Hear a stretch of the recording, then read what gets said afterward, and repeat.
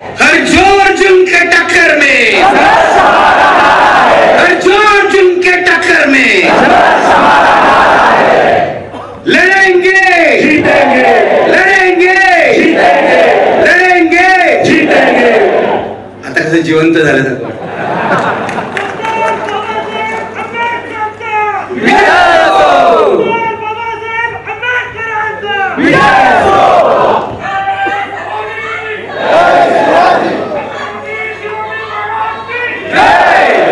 सगळे आपलेच आहेत. शिवाजी महाराजांपासून ते बाबासाहेबांपर्यंत, शाहू महाराज, फुले, सगळी आपली परंपरा आहे. सगळी आपली परंपरा आहे. संतांची परंपरा, सगळी आपली परंपरा आहे, जी आज खेचून घेण्याचा प्रयत्न चाललेला आहे. मी तुम्हाला आज इथे सांगतोय, मी आमच्यावर जेव्हा हल्ला होत होता, खरं तर आता मी नॉर्मल झालोय घोषणांमुळे, नाहीतर तोपर्यंत त्या धक्क्यात होतो. ज्या क्षणाला हल्ला होत होता, ज्या क्षणाला गाडीच्या काचा फुटत होत्या, मागची काच फुटली तेव्हा असीमने माझ्या डोक्यावर हात ठेवला. त्यानंतर ही मुलगी गेली कुठे, ती श्रुती, तिथं श्रेया, तिथं फ्रंट सीटला बसली होती, तिला आम्ही मागे डोकं तिथं खाली केलं, म्हणून आमची डोकी वाचली. आणि जोपर्यंत आमची डोकी वाचतील तोपर्यंत तुमचं काय खरं नाही. हल्ले करून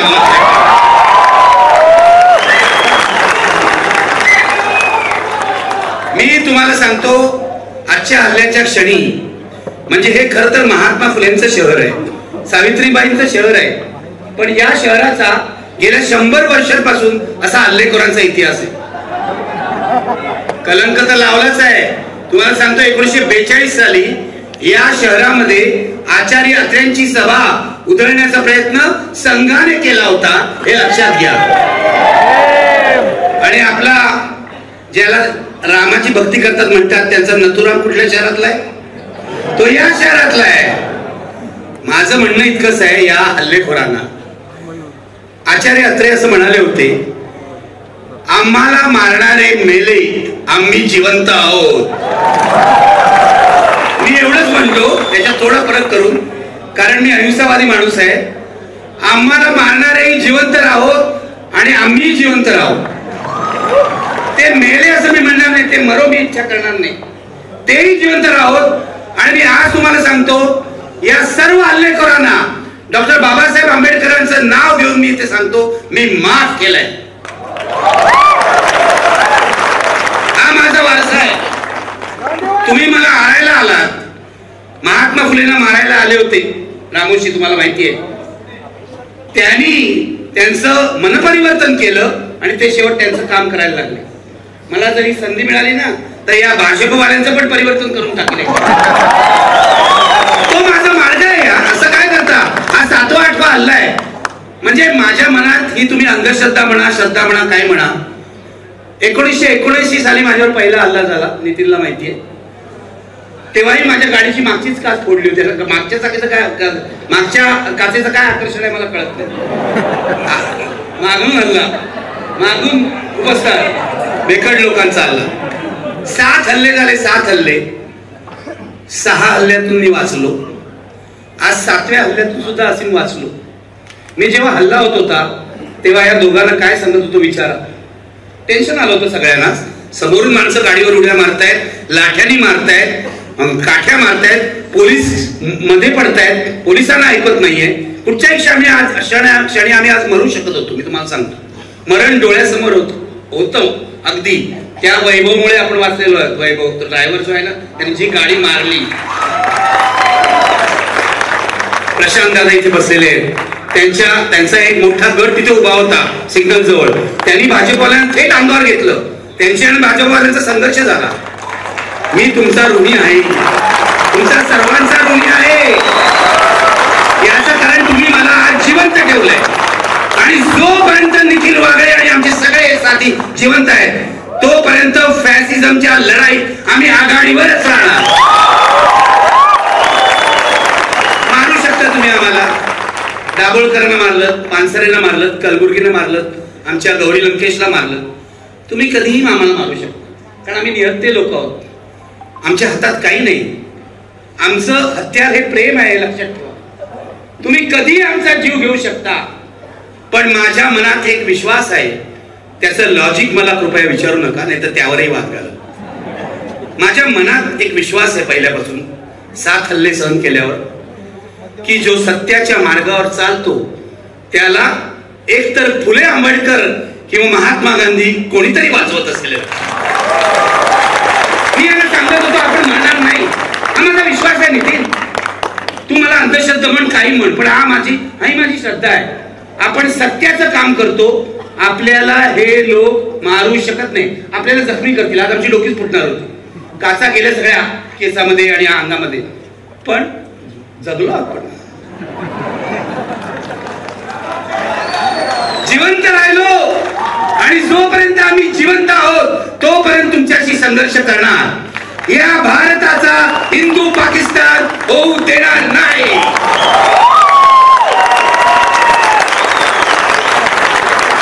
लक्षात घ्या मित्र, साधी लढाई नाही हे मी सांगायला इथे उभा आहे. ही फॅसिझम विरोधातली लढाई आहे. आपण काँग्रेसशी संघर्ष केला असेल, पत्रकार म्हणून तर मी सगळ्यांच्या बद्दल बोललोय. दादा इथे बसलेले आहेत, दादांना माहिती आहे, तरी सुद्धा आमची प्रेम आहे, मैत्री आहे. हे लोक काँग्रेसवाल्यांवर किती टीका केली तर ते कधी खून करत नव्हते. आमचा राष्ट्रवादी सुद्धा पवार साहेबांवर किती टीका केली आहे. पवार साहेबांनी एवढी टीका केली आहे, पण पवार साहेबांसारखा सुसंस्कृत नेता उभ्या महाराष्ट्रात नाही. उभ्या महाराष्ट्रात त्यांची संस्कृती आणि यांची संस्कृती बघा. आज त्यांनी धमकी दिली निखिल वागळेला जिवंतपणी मुंबईत जाऊ देणार नाही, मारून टाका, तुमचा प्रश्न सुटेल. प्रश्न सुटेल तुमचा कायमचा, मारून टाका. मला पण आता कंटाळा आलाय. 66 वर्ष चालू आहे. कधीपासून मारताय तुम्ही मला? 1900 साल पासून. तरी तो कोणतरी मला आमचे फुले आमचे आंबेडकर जिवंत ठेवतातच आहे, पण मारून टाका यार एकदाच. आणि एक निखिल वागळे मेला तर हजारो निखिल वागळे तयार होतील आणि या फॅसिझमचा मुकाबला करतील. हा हिटलरचा फॅसिझम आहे, लक्षात घ्या. ही साधी सुधी लढाई नाही, ही निवडणुकीची लढाई नाही. आम्ही कोणत्याच पक्षात नाही, पण पहिल्यांदा आयुष्यामध्ये गावागावात जाऊन आम्ही हे सांगतो आहोत की महाविकास आघाडीला विजयी करा. उद्या महाविकास आघाडी चुकली त्याला जोडे मारू. आपलं कामच आहे ना, आपलं कामच आहे. पण हे भयंकर लोक आहेत, हे माफिया आहेत, हे गँगस्टर आहेत, हे फॅसिस्ट आहेत आणि यांचे 2 नेते आहेत. आज मला पोलिसांनी सांगितलंय, पोलिसांनी दिलं पत्र की तुम्ही आक्षेपार्ह बोलू नका. मी त्या इन्स्पेक्टरला विचारलं आक्षेपार्ह या शब्दाची व्याख्या सांगा, कारण मी असं म्हटलं नमस्कार तर तुम्ही म्हणणार आक्षेपार्ह आहे. व्याख्या तर सांगा तुम्ही. आता त्या सिनियर इन्स्पेक्टरला मी सांगतो 4 तास आम्हाला डिटेन केलं, लक्षात घ्या, फसवून 4 तास डिटेन केलं असीमच्या घरी. माझं कसं होतं, मी स्वतःला शांत ठेवायचा प्रयत्नच करतो, पण मधून मधून उसळी मारते अशी. मग 2 वेळा मी त्यांच्यावर तुटून पडलो की तुम्ही आम्हाला सोडत का नाही. ते शेवटी आमच्या लक्षात आलं 40 स्पेशल बँडचे पोलीस होते, 40. मी म्हटलं चला आता बसा आपण निघायचं. 40 पोलिसांनी आमची गल्ली अडवली, 40 पोलिसांनी. आणि एसीपी होते, वरिष्ठ सगळे होते आणि आम्हाला दुपारपासून फसवत होते की तुम्ही तिथे गेलात तर भाजपवाले तुमच्यावर हल्ला करतील. मग मी त्यांना सांगितलं ठीक आहे, तुम्ही येणार नाही ना आमच्या बरोबर. आम्ही चाललो, म्हणून मी चालायला लागलो. हे माझ्या बरोबर आले आणि मग पोलिसांच्या गाड्या मागून आल्या. हल्ला होणार आहे त्यांना माहिती होतं. पुणे पोलिसांना हल्ला होणार आहे माहिती होतं, कारण त्यांनी आम्हाला आधीच सांगितलं होतं की हल्ला होण्याची शक्यता आहे. पण पोलिसांनी सिनेमातल्या पोलिसांप्रमाणेच भूमिका बजावली. 2-4 मध्ये पडले, मी बघितलं. अख्खं महाराष्ट्रातलं पोलीस दल हे बीजेपीने विकत घेतलेलं जे रश्मी शुक्लाला महासंचालक करतात त्या पोलीस दलाला काही नैतिकता राहत नाही. छोटे छोटे पोलीस आहेत ना आपले सिनियर इन्स्पेक्टर एसीपी, त्यांच्यावर माझा राहत नाही. बिचारे आपलेच असतात, बहुजन समाजातले असतात. वरतून दबाव येतो. मी म्हटलं हो आता फक्त 6-7 महिने राहिले, जेव्हा महाविकास आघाडी सत्तेत येईल तेव्हा तुम्ही पुन्हा टोपी बदलणार. 4 तास आम्हाला नजर कधी ठेवलं होतं, तर जरा पोलिसांची गंमतही केली ना. मग मला सिनियर इन्स्पेक्टर म्हणाले की तुम्ही आज प्रक्षोभक बोलायचं नाही. म्हटलं 66 वर्षाच्या आयुष्यामध्ये माझ्यावर प्रक्षोभक बोलण्याबद्दल एकही केस झालेली नाही. एकेकाळी 55 खटले होते माझ्यावर, 55. त्याच्यातले बहुसंख्य डिफेमेशनचे होते किंवा कंटेम्प्ट ऑफ कोर्टचे होते. पण प्रक्षोभक बोलला, दंगल भडकवली असे खटले झाले नाही. आज पुण्यामध्ये जो माझ्यावर गुन्हा दाखल झालेला आहे तो सुनील देवधर याच्या तक्रारीवरून, ती मी त्या दिवशी सांगितलं ही कशी गाढवासारखी तक्रार आहे, पण पुणे पोलिसांनी त्याच्यातलं अॅट्रॉसिटीचं कलम काढून टाकलं. कारण ब्राह्मण माणूस माझ्यावर अॅट्रॉसिटीचं कलम लावतोय, आदिवासी राष्ट्रपतीचं नाव घेऊन. कमाल आहे, कमाल, बुद्धीची कमाल. आज त्यांना थोडी लाज वाटली असावी म्हणून त्यांनी ते कलम काढून टाकलं आणि आज FIR आम्हाला दिला. आता सोमवारी, आता बघा मी बहुतेक पुणेकरच होणार. याचा मला जायचंय परत घरी, तर हे म्हणतात सोमवारी आता चौकशी लाव्या. हा आमचा असीम आहे वकील, आम्ही शांत डोक्याने तिकडे जाणार. असीम मला सांगतो सर शांत राहा, पोलिसाला काय बोलणार. त्याचं पण बरोबर आहे, तो वकील आहे. पण पुणे पोलीस आजच्या हल्ल्याला कोण जबाबदार असेल तर पुणे पोलीस आहेत असा माझा स्पष्ट आरोप आहे. त्याला माहिती होतं तरी भाजपवाल्याला त्यांनी स्कोप दिला.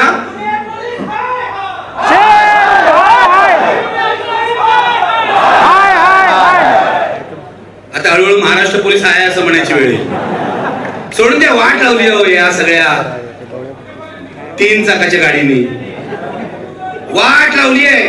काय झालं परवा मी येणार आहे ललित कलावर, कारण ललित कलाचा जो विषय आहे तो केवळ त्या नाटकापुरता मर्यादित नाही आहे, मी तुम्हाला सांगतो. पण त्याआधी तुम्हाला सांगतो 5 गोळीबाराच्या घटना 5 दिवसात घडलेल्या आहेत. 5 गोळीबाराच्या घटना. तो आमचा गणपत गायकवाड केबल ऑपरेटर, हा केबल ऑपरेटर होता 2009 ला निवडणुकीला उभे केला राहिला आणि पहिलं काय तर IBL लोकमत बंद केलं त्यांनी. अशा माणसाला लोक मतं देतात म्हणजे खरं म्हणजे लोकांना सुद्धा शरम वाटायला पाहिजे. मतदारांना 3 वेळा निवडून आला आणि हा म्हणतो शिंदेना मी 100 कोटीपेक्षा जास्त पैसे दिले आणि पोलीस स्टेशन मध्ये गोळीबार करतो. काय झालंय महाराष्ट्राचं? कोणीतरी आज म्हणाला महाराष्ट्राचा उत्तर प्रदेश बिहार होतोय नाही झाला. उत्तर प्रदेश बिहार झालाय. आता उत्तर प्रदेश वाले म्हणतील की आमचा महाराष्ट्र होतोय, लक्षात घ्या. एकेकाळी बुद्धिमंतांचा महाराष्ट्र आता बदमाशांचा महाराष्ट्र झालाय. आणि या फडणवीस, त्याच्यानंतर शिंदे आणि दादा पवार यांनी तो विकायला काढलेला आहे. झालं तो गणपत गायकवाड गोळीबार करून गेला. हे अजित दादा येऊन इथे एका शेख नावाच्या गुंडाला भेटले. आधी तो पार्थ पवार त्यांचा देवटा तो भेटला आणि पार्थ पवार कोणाला भेटला? गजा मारण्याला भेटला. पुण्यातल्या तुमच्या लोकांना सगळा तो इतिहास माहिती असणार, मी काय सांगायची गरज नाही. हे आजच का गुंडांना भेटताय? मी तुम्हाला सांगतो यावेळची महाराष्ट्रातील निवडणूक सगळ्यात रक्तरंजित निवडणूक असणार आहे. सगळ्यात रक्तरंजित. रक्त नाही सांडायला पाहिजे. आपण आपलं गुंडांना पकडून द्यायला पाहिजे. याचं कारण काय चालतंय ऐका जरा काय सांगतोय मी शांतपणे. CMO मध्ये मुख्यमंत्र्यांच्या ऑफिसामध्ये गुंडांना मॅनेज करायला एक पोलीस अधिकारी बसलेला आहे. हा बरोबर आहे, माझी व्हिडिओ बघा. गुड. प्रदीप शर्मा नावाचा बदनाम पोलीस अधिकारी CMO मध्ये बसलेला आहे. त्याचं एकमेव काम आहे की या सर्व गुंडांना मॅनेज करणं. त्याला अजून ऑफिशियल पोझिशन नाही, तो OSD झालेला नाही, पण त्याला नेमलं आहे. आता प्रदीप शर्माचे उपद्व्या आमच्या फडणवीसांना काय पटत नाही. त्यांनी काय केलं, 2 दिवसापूर्वी या प्रदीप शर्मावर IT ची धाड घातली, इन्कम टॅक्सची धाड घातली. आतलं युद्ध आहे. कोणाचा बळी पडेल सांगता येत नाही. बघा, एकमेकाला मारणारच एक दिवस हे लोक, पूर्णपणे मारणार आहे. इतकी घाणेरडी पातळी झाली यांची. मंत्रालयामध्ये गुंड जातात, व्हिडिओ काढतात, व्हायरल करतात आणि सर्व उद्योग करतात. तुमच्या पुण्यातल्या ज्या गँग आहेत ना, या बहुसंख्य गेल्या वेळेला राष्ट्रवादीसाठी काम करत होत्या, अजितदादासाठी. म्हणजे पुण्यातले तुमचे बादशाह होते अजितदादा. मग काय म्हणू, बरं अजित पवारांचं दादा म्हणून प्रेम केलं, बरोबर आहे, ठीक आहे ठीक आहे, ओके. आता दादा रोहित दादा आहे. रोहित दादा आले, अरे वा.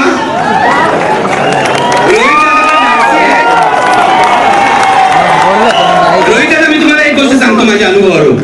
मी 7 वेळा जेलमध्ये गेलो, 2 वेळा मला विधानसभेने पाठवलं. जेल एवढी वाईट जागा नाहीये,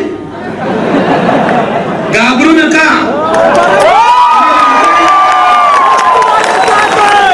ज्याचे हा स्वच्छ आहे तो तुरुंगात जायला घाबरणार नाही. तुरुंग ही आत्मपरीक्षणाची जागा आहे, लक्षात घ्या. एकांतामध्ये आपला चेहरा आपल्याला दिसतो, एकांतामध्ये. त्यामुळे याच्यात जाणं, तुरुंगात जाणं, घालतील कोणाकोणा तुरुंगात, कदाचित आणखीन काही लोकांना घालतील तुरुंगात. घाबरतात लोक तुरुंगात जायला. मी बरोबर सिन्नरच्या सभेतही सांगितलं की तुम्ही का घाबरता एवढे तुरुंगात जायला, सर्वांनी एकदा जाऊन यायला पाहिजे. याच्याकडे गांधीजी म्हणायचे की तुरुंग ही शाळा आहे, हे लक्षात घ्या. तिथे माणसं कळतात, गुन्हेगार मुळातून कसा गुन्हेगार नसतो हे कळतं. मला 2 वेळा यांनी तुरुंगात पाठवलं. मी ऋणी आहे यांचा. पहिल्यांदा शरद पवारांच्या सरकारने, कारण माझ्या सोबत अंडा सेल मध्ये कोण होते माहितीये, बॉम्ब फेटातले सगळे आरोपी, संजय दत्त आणि सगळेच. आणि दुसऱ्या वेळेला माझ्या सोबत होते केतन पारेख प्रकरणातले आरोपी, आणि ते प्रिया राजवंशी खुनी, देवानंदचे 2 भाचे माझ्या बाजूच्याच कोठडीत होते. इतकी गंमत येते त्या तुरुंगामध्ये, अनुभव तुम्हाला सांगतो. त्यामुळे आमचे डॉक्टर लोहिया म्हणायचे त्याप्रमाणे त्रिसूत्री पाहिजे राजकारणामध्ये. त्रिसूत्री, तुरुंग, फावडा आणि मतपेटी, ही त्रिसूत्री पाहिजे, लक्षात घ्या. सगळ्या राजकीय पक्षांनी लक्षात ठेवलं पाहिजे. आपल्याला तुरुंगात जायची तयारी पाहिजे, व्यवस्थेशी संघर्ष करून. फावडं म्हणजे विधायक काम, आणि मतपेटी, मतपेटीच परिवर्तन घडवू शकेल, जे यावेळेला लोकसभेला सुद्धा महाराष्ट्रात घडणार आहे. माझ्याकडून लिहून घ्या तुम्ही. ईव्हीएम हटाव वगैरे ठीक आहे, ते नाही हटलं तरी महाराष्ट्रात लोकसभा आणि विधानसभेला मोदींना मोठा फटका बसणार आहे, लक्षात घ्या. बसणार. आम्ही गावाकडचा त्याला विचारा. लोकसभेला सुद्धा त्यांना माझ्या मते 20 पेक्षा कमी जागा मिळतील. आणि 15 मिनिटात, ठीक आहे, तुमच्या तोंडात साखर पडत. आणि विधानसभेला माझं फक्त या लोकांना महाविकास आघाडीचं एवढंच म्हणणं आहे, आम्ही एवढे फॅसिस्टांशी लढतोय या भाजपशी, मरायला तयार आहोत. तुम्ही एकत्र राहा बाबांनो, एकत्र राहा. आणि तुम्हाला जर्मनीमध्ये 1930 साली हिटलर का जिंकला माहितीये? हिटलर विरोधी पक्षांचं बहुमत होतं, म्हणजे जास्त मतं त्यांच्याकडे होती, पण त्या पक्षांमध्ये ऐक्य नसल्यामुळे हिटलर जिंकलेला आहे, लक्षात घ्या. इथे मोदी त्याच कारणाने जिंकतायत की मोदी विरोधी मतांमध्ये एकजूट नाहीये, हे लक्षात घ्या. आपल्याला फॅसिझमशी लढायचंय. परवाचा जो ललित कला केंद्राचा प्रसंग आहे तो केवळ ललित कला केंद्रापुरता बघू नका.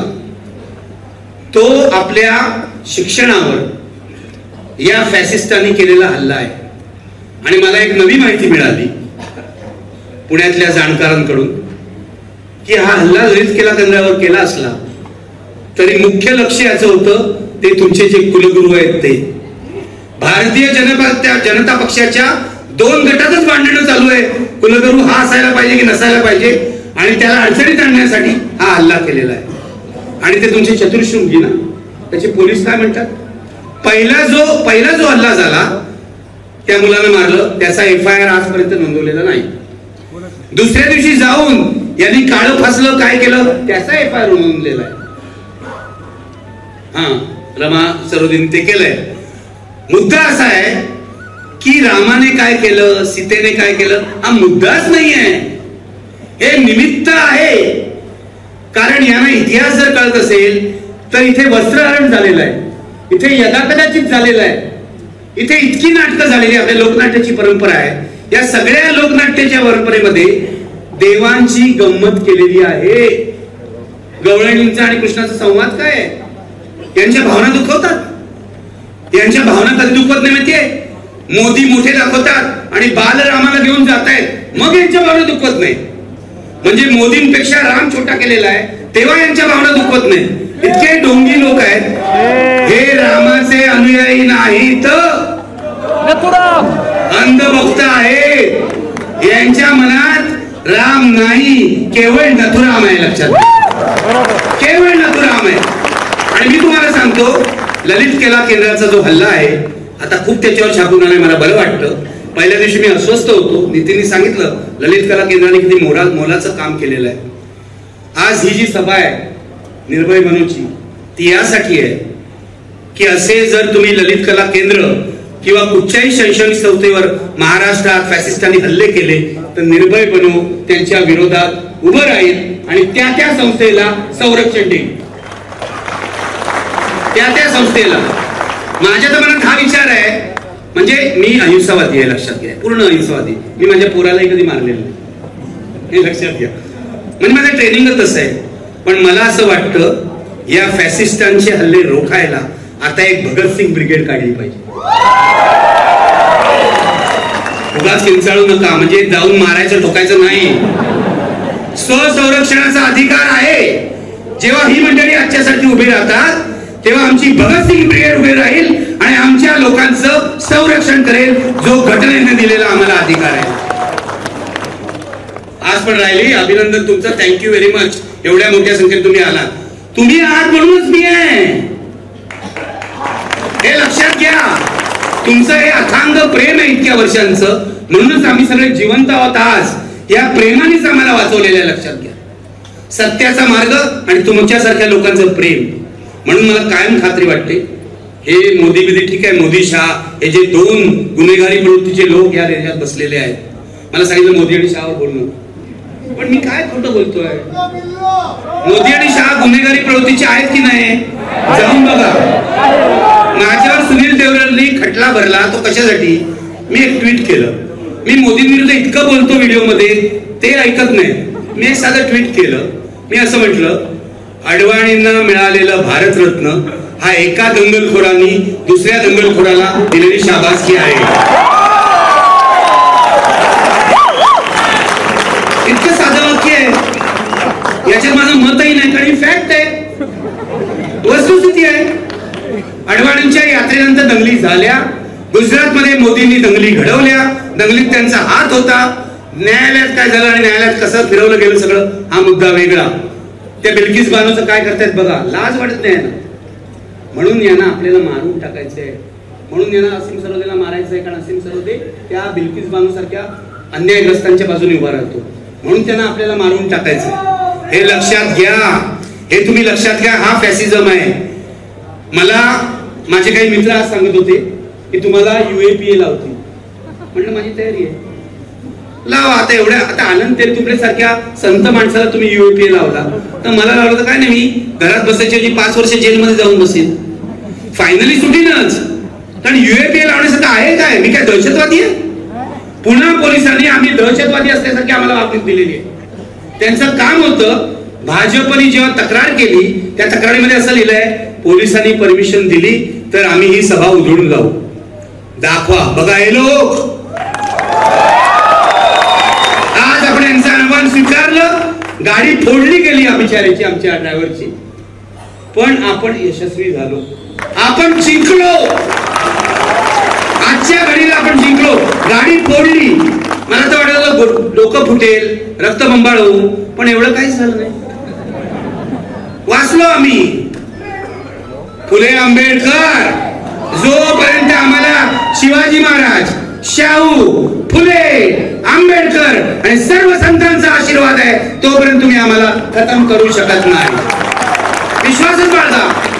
आणि मला असं वाटतं की खूप म्हणजे निर्भय बनूच्या सभेचं आजचं वैशिष्ट्य असं आहे, यांना मी सांगेन, या महिलांना, मुली म्हणतो, तुम्हाला महिला म्हणणं म्हणजे जरा अति होतं. या मुलींना मी सांगेन, पहिल्यांदा निर्भय बनूच्या सभेमध्ये महिलांची संख्या आहे. आणि माझं असं आव्हान आहे, माझा पत्रकारितेमध्ये सुद्धा आग्रह होता, 50% मुली पाहिजे. तुम्ही 33-32% द्या, मी 50% म्हणतो. याचा कारण तोच बॅलन्स आहे समाजामध्ये असला पाहिजे. तुम्ही सगळे निर्भय बनूमध्ये या. महिलांनी याचं नेतृत्व करावं, तरुणांनी याचं नेतृत्व करावं असं माझं मत आहे. तुम्ही हातात घ्या.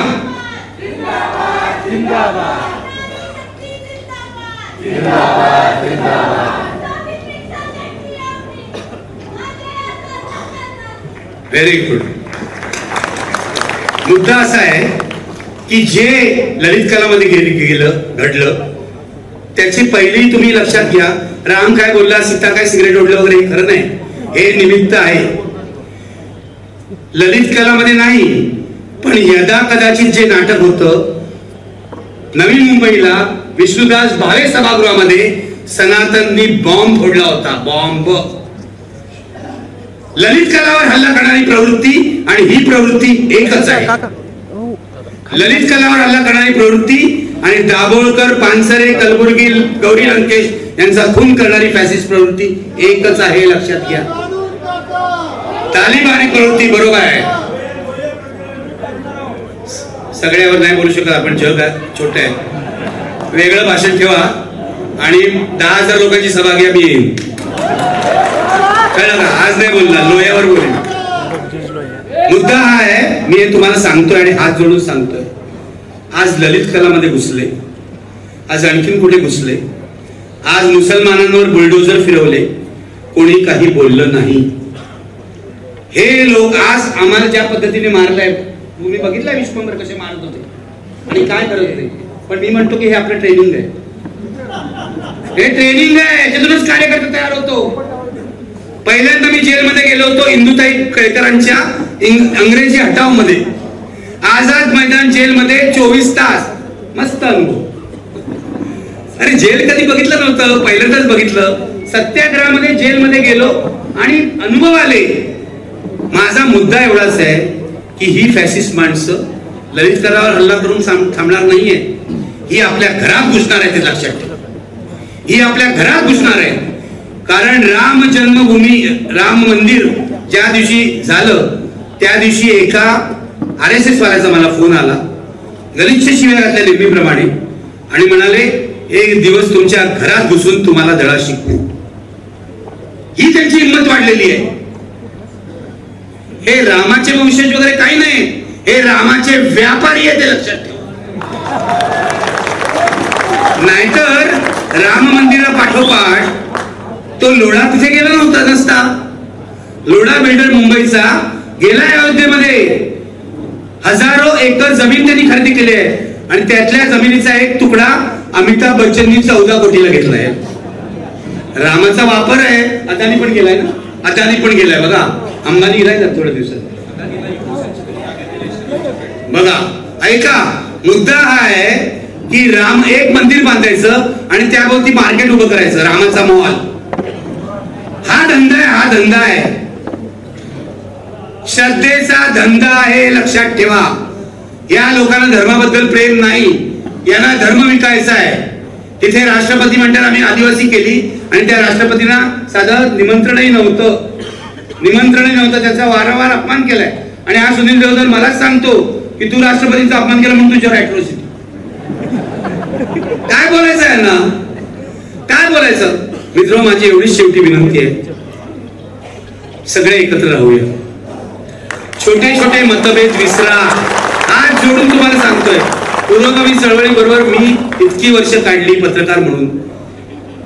यशवंतरावांनी बेरजेचं राजकारण केलं, आम्ही सगळे वजाबाकीचं राजकारण करतो. आमच्या बरोबर 90% ज्याचा पट्टा आहे ना त्याला पण बाहेर पडतो. नाही नाही तू नाही तू बाहेर. इतके आम्ही शुद्ध ब्राह्मणी होतो सगळे पुरोगामी चळवळीतले लोक. माझं म्हणणं आहे मतभेद विसरा. काँग्रेस असो, राष्ट्रवादी असो, वंचित असो, सगळं. शिवसेना आपले उद्धव ठाकरे बदलले बरोबर. शिवसेना उद्धव ठाकरे ओरिजिनल बरोबर. ओरिजिनल निखिल वगैरे ओरिजिनल, तसं ते ओरिजिनल. हे लक्षात घ्या. तर एकत्र राहूया. हिटलरशी लढाई आहे, मुसोलिनीशी लढाई आहे. जगातल्या सगळ्या हुकुमशहांचा इतिहास काढून बघा. जेव्हा हुकुमशाह 3ऱ्या टर्मला निवडून येतो तेव्हा तो अधिक जाचक बनतो. पुतीनचा इतिहास पहा, बांगलादेशामध्ये अगदी जवळ आहे आपला शेख हसीनाचा इतिहास पहा, तिकडे तुर्कस्तानमध्ये तिथल्या अध्यक्षाचा इतिहास पहा. अधिक सेन्सॉरशिप येणार आणि तुम्हाला याची जाणीवही नाहीये की IT रूल तर यांनी केलेच, पण सोशल मीडिया सेन्सॉरशिपचं बिलही यांनी मंजूर केलेलं आहे. बहुमताच्या जोरावर पास केलेलं आहे. अजून इम्प्लिमेंट व्हायचं एवढंच. म्हणजे युट्यूब वरून आता जे आम्ही रवीश कुमार, अजित अंजुम सगळे करतोय ते एक दिवस बंद होणार. पण काळजी करू नका, आपला आदर्श भगतसिंगाचा आहे. आपण आणीबाणी बघितलेली आहे. आम्ही भूमिगत मार्गाने ही चळवळ चालू ठेवू. म्हणजे तुम्ही आता उगाच हिंसा वगैरे करणार नाही. जसा रेडिओ उषा मेहतानी स्वातंत्र्य आंदोलन चालवला तसा रेडिओ किंवा टीव्ही स्टेशन किंवा वेब पोर्टल आम्ही चालू आणि मोदी शहांची जुलमी हुकुमशाही हाणून पाडू. लक्षात. निखिल वागळे आगे बढो म्हणतायत. आपण असं म्हणूया, बाबासाहेबांचा आशीर्वाद आहे. आपण शेवटी भाषणाच्या शेवटी एकच घोषणा देतो, जय भीम. तुम्हीही म्हणा, कारण जय भीम ही सार्वत्रिक घोषणा आहे. ही फक्त दलितांची घोषणा नाही. या बाबासाहेबांनी सर्व जाती धर्माला प्रकाश दाखवलेला आहे आणि हे संविधान आपल्याला दिलेलं आहे. जास्त काय बोलणार नाही. खरं म्हणजे मला वाटलं होतं हल्ल्यानंतर मी थकलोय, पण इथलं सगळं बोलून हे काय देत आहे. अच्छा, ठराव करायचा. मला वाटलं काय चहा वगैरे असं केलं तर चहा देत. चहाची वेळ टळून गेली. लक्षात. तर शेवटी फक्त एवढंच सांगतो, फुले आंबेडकर आपल्या पाठीशी आहेत, सावित्रीबाई आपल्या पाठीशी आहेत. या महाराष्ट्राची परंपरा पुरोगामी आहे. तो प्रतिगाम्यांच्या हाती जाऊ द्यायचा नाही. मी पत्रकारांना नेहमी सांगतो, तुम्हाला जर चांगली पत्रकारिता करायची असेल तर मरायला तयार राहा. मी तुम्हाला कार्यकर्त्यांनाही सांगतो की तुम्हाला जर खरं राजकारण, जनतेचं राजकारण करायचं असेल तर बेलो तरी बेहत्तर ही भावना मनात बाळगा, तर काहीतरी परिवर्तन घडेल. खूप तरुण कार्यकर्ते आहेत सर्व पक्षांमध्ये. त्यांना सांगतो, सत्तेच्या खेळात बसू नका. सत्तेचा खेळ आहे, मला माहिती आहे, तो करावा लागतो. पण हल्ली सत्तेच्या खेळात फार रुतलेत कार्यकर्ते. बाहेर पडा, लोकांसाठी काम करा. लोकांसाठी काम कराल तर लोकांच्या मनात जाल आणि तुम्ही जिंकाल. तेव्हा शेवटी पुन्हा एकदा आठवण देतो तुम्हाला आणि थांबतो की यावेळी हरवायचं आहे कुणाला? मोदी शहाला आणि महाराष्ट्रामध्ये महायुतीला. म्हणा, कुणाला हरवणार? कुणाला हरवणार? हे लक्षात ठेवा. हे लक्षात ठेवा. हे लक्षात ठेवा. आणि मतदान करताना त्या ईव्हीएमचं काय होईल मला माहित नाही. ईव्हीएम बदलायला पाहिजे वगैरे सगळं बरोबर आहे, मला हे मान्य आहे. इंडिया आघाडीने जसा ठरावही केला होता की त्याच्यावर काहीतरी तुम्ही पेपर ट्रेल वगैरे द्या, ते इलेक्शन कमिशनने मान्य केलेलं नाही. आणि इलेक्शन कमिशन मोदी शहाला विकलंय, पूर्ण विकलं गेलेलं आहे. नाहीतर शिवसेना आणि राष्ट्रवादी काँग्रेसचा असा निर्णय आलाच नसता. लेजिस्लेटिव्ह मेजॉरिटीच्या जोरावर कोणी पक्ष निर्णय पक्ष ठरवतो का? आजपर्यंत असं झालेलं नाहीये. असा निर्णय आलाच नसता. तेव्हा मित्र, खूप वेळ घेतला तुमचा, पण या किती हल्ले झाले तरी मागे हटू नका. नाही, बस झाला आता, मी पण दमलोय. बस झालं ना, एवढा मार खाल्ला आणि बोललो, जरा डबल झालं ना. असं काय करताय? ऐका, मगाशी काय बोलले, ऐका ऐका ऐका.